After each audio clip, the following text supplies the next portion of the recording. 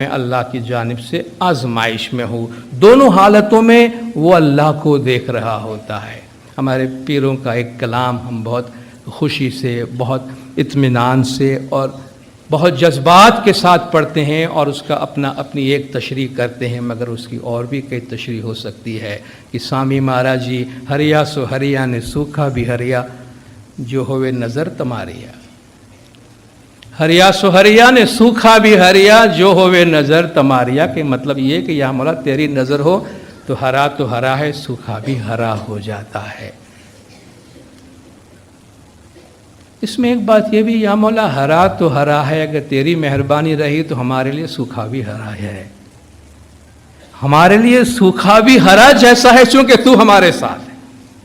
میٹھا سو میٹھا نے کڑوا بھی میٹھا، گر کے وچنے پھل میٹھڑا، میٹھا تو میٹھا ہے، مولا کے فرمان سے کڑوا پھل بھی میٹھا ہو جاتا ہے کہ یا مولا اگر تو ہمارے ساتھ ہے اور تیری رضا اور تیری مرضی اس میں ہے، اس مطلب یہ نہیں کہ وہ کڑوا پھل میٹھا ہو جاتا ہے، بلکہ وہ کڑوا بھی اگر تیری طرف سے ہے تو میٹھا لگتا ہے، وہ کڑوا بھی اگر تو نے دیا ہے تو میٹھا لگتا ہے۔ لقمان حکیم کے بارے میں کہتے ہیں اپنے مالک کا بڑا احترام کیا کرتا تھا، اور مالک اس کی حکمت کی وجہ سے، اس کی دانش کی وجہ سے اس سے بڑا پیار کرتا تھا۔ ایک دفعہ مالک نے بلایا، لقمان خربوزہ کھاتے ہیں۔ مالک نے خربوزہ منگایا ہوا تھا تو کاٹ کے بڑے پیار اور محبت سے اس کی پہلی قاش ایک سلائس نکال کے لقمان سے دیا، لقمان کھاؤ۔ لقمان نے منہ میں ڈالا، خوشی کا اظہار کیا، احترام سے کھایا۔ مالک نے دوسرا کاٹا، لقمان کھاؤ۔ آج مالک بڑا مہربان ہے کہ ایک کے بعد دوسری سلائس، تیسری سلائس وہ لقمان کو کھلایا جا رہا ہے۔ لقمان چپکے سے کھا رہا ہے اور ایسا اظہار کر رہا ہے کہ بڑا مزہ آ رہا ہے، بہت میٹھا ہے، مالک نے بڑا احسان کیا اس میں۔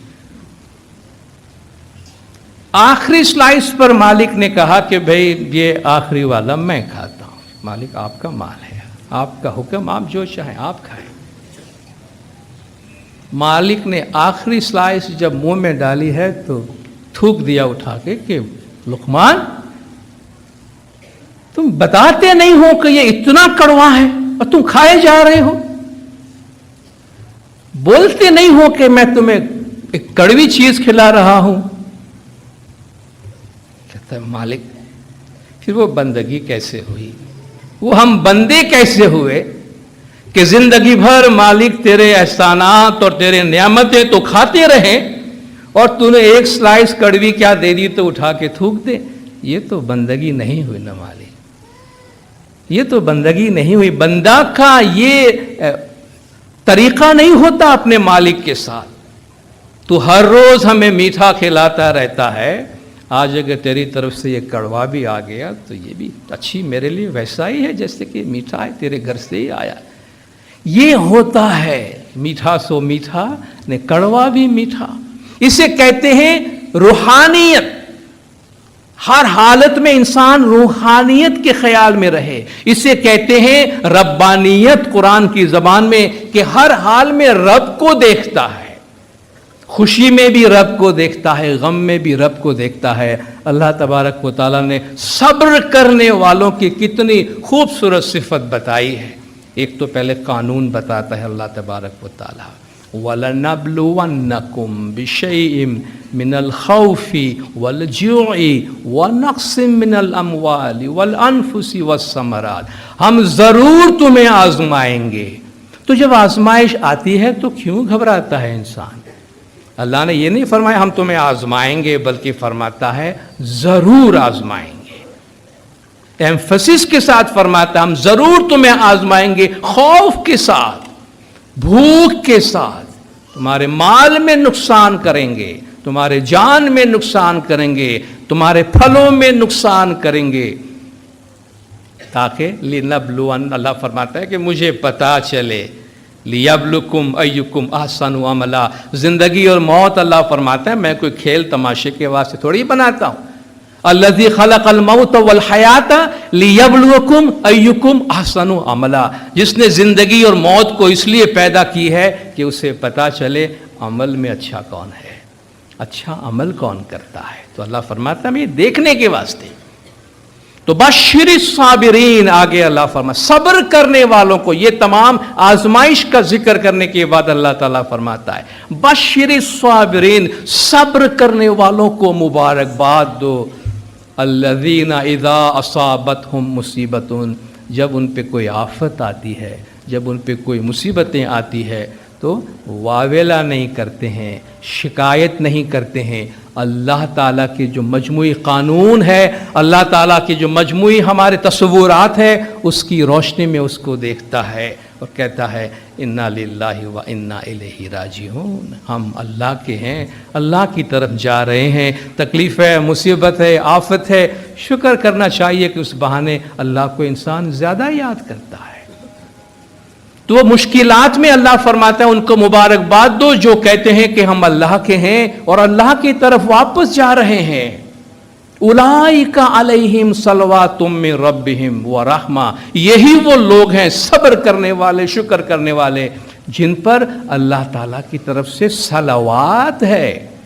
ان پر اللہ کی صلوات، دعائیں اترتی ہے، اللہ کی رحمتیں اترتی ہے. وَأُولَئِكَ هُمُ الْمُهْتَدُونَ، اور یہ وہ لوگ ہیں جو صراط مستقیم پہ پہنچتے ہیں، یہ وہ لوگ ہیں جنہیں ہدایت نصیب ہوتی ہے. تو ایک جو پر امید انسان ہوتا ہے، صبر شکر کرنے والا انسان ہوتا ہے، وہ تکلیف کے حالت میں، مشکلات کے حالت میں بھی روشن پہلو کو دیکھتا ہے. ہم پھولوں کے راجا کی بات کرتے ہیں، پھولوں کے بادشاہ کی بات کرتے ہیں. گلاب کا پھول کس کو پسند نہیں ہے؟ گلاب کا پھول سب کو پسند ہے، مگر کوئی بھی گلاب کے پھول کا جو انوائرنمنٹ ہے اس کو پسند نہیں کرتا. کبھی ایسا سوال ہوتا ہے کہ یار اتنا اچھا پھول اللہ نے اس جگہ پہ کیوں رکھ دیا ہے کہ جہاں ہاتھ بڑھاؤ تو کانٹے لگتے ہیں. گلاب کا پھول لینے کے لیے اگر آپ نے احتیاط نہیں برتی ہے، یا گلاب کے پودے کو ٹٹولنے میں آپ نے ذرا بھی احتیاط نہیں کی ہے، تو کانٹے لگنے ہی لگنے ہیں آپ کو. آپ دیکھیں اس کانٹوں کے انوائرنمنٹ میں اللہ نے کتنا خوبصورت سا پھول پیدا کیا ہے. اللہ فرماتا ہے یہ ہمارا طریقہ. مشکلات میں، تکلیف میں، آفت میں، کانٹوں بھری زندگی کے اندر اتنی اچھی خوبصورت زندگی پیدا ہوتی ہے، ہو سکتی ہے، بلکہ ہوئی ہے. اس وقت ہوتی ہے جب ایک مومن ربانیت کی زندگی گزارے.